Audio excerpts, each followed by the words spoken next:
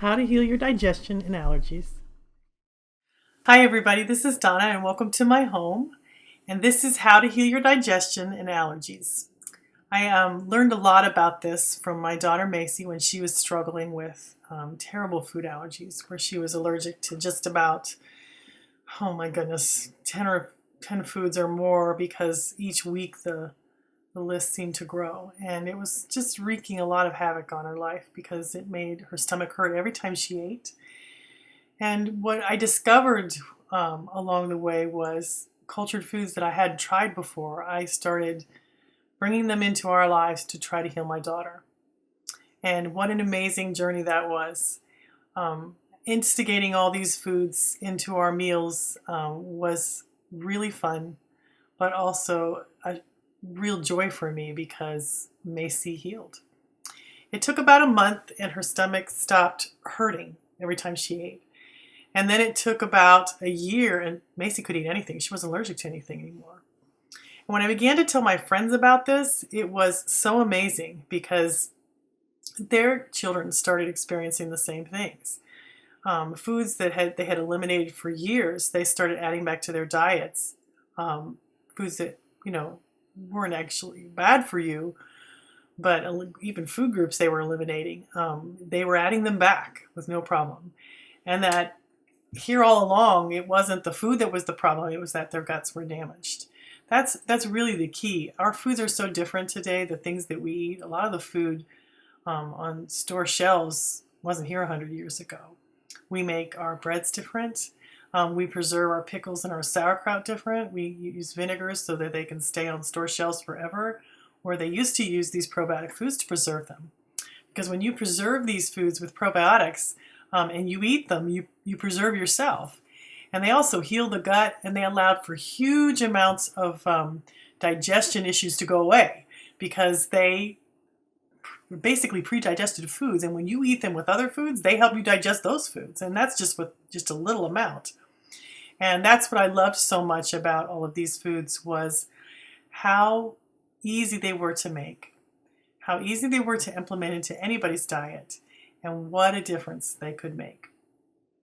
Because I have to be honest, when you don't feel well, and this happened to me, when you don't feel good, you don't do good. Life is a struggle. There's no joy in it. You're just existing. You're not producing, you're not doing things for others, you're not feeling the things that you should feel and the joy that you should feel in your everyday life. And when you start to feel good and your body starts to heal and your digestion starts to heal, you become a different person. It's an extraordinary thing. And it's something that I see often in my classes, that people want to feel good. I wanted to feel good. But these foods became like personal trainers for me. They taught me to eat them, because when I ate them, I felt good. I digested my food better. And same with my daughter Macy. And it was just so amazing to me that when I didn't eat them, I didn't feel as good. So I just kept eating them. And then I would eliminate other foods that didn't make me feel good, because these foods created this whole effect within me. And that I felt more alive inside. I felt more joy. I felt more love. Isn't that really the goal? Isn't that really the goal here? Not just to have a healthy body, but to have more joy and more love for one another. Because I tell you what, my world changed. When I started eating these foods and I started feeling better, the grass was greener, the birds sang sweeter. I know that it was because I felt more love for other people. And I wanted to help people. I wanted people to feel like I did, because I know how bad I had felt. And when you do that, there is no limit to what your life can mean for you and for others, because this is who we're supposed to be. We're supposed to help one another, and we're supposed to love one another, and we're supposed to feel good. And the other day, I have to tell you a story. We homeschool, and I've homeschooled my two older children that are 26 and 28, and we have a 12-year-old. And I was at a class the other day for her, and it was something she was doing, and there was a long list of moms that was standing in line with asthma inhalers and instructions for their kids on what they couldn't eat and who they could be around because they had such bad food allergies.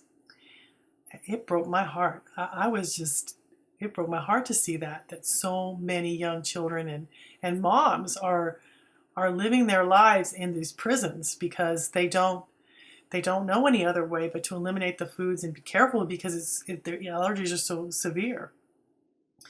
And when it got to me, I was in line to sign up for things. I had to fill out a form, and they wanted me to fill out a form, and they had to put all this information on there, and they wanted my doctor, my dentist, and all these things.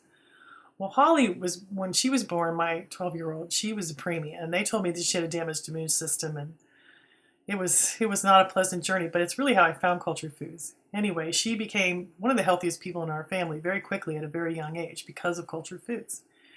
And so from that day to when she, had her last well baby visit to this day, fast forward 12 years later, she doesn't have a doctor. We've never been to the doctor because Holly was sick.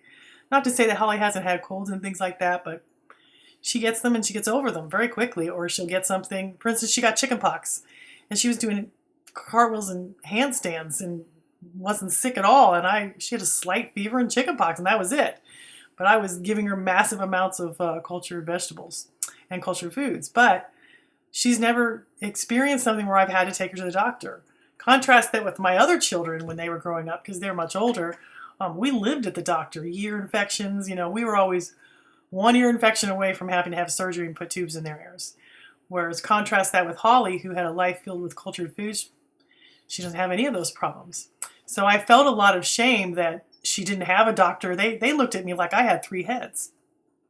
And it's not that I'm against doctors. I love them. I think they're great. I think there's a place for them, but we've never needed one.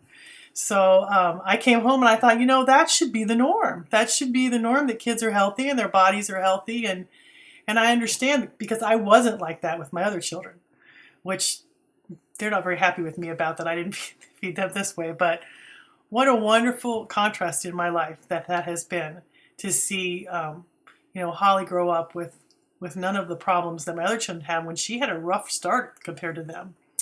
And not to say that, I've done anything special except eating these foods, changed my diet. That was the only thing that we did. And what a difference it has made. And my prayer for you is that you will heal your guts, heal your digestion, and live the life that you were meant to live, with joy, with love, and with all the gusto you can give it, because that is who we really are. That is how we're supposed to live. So let's get started with the class, How to Heal Your Allergies and Digestion.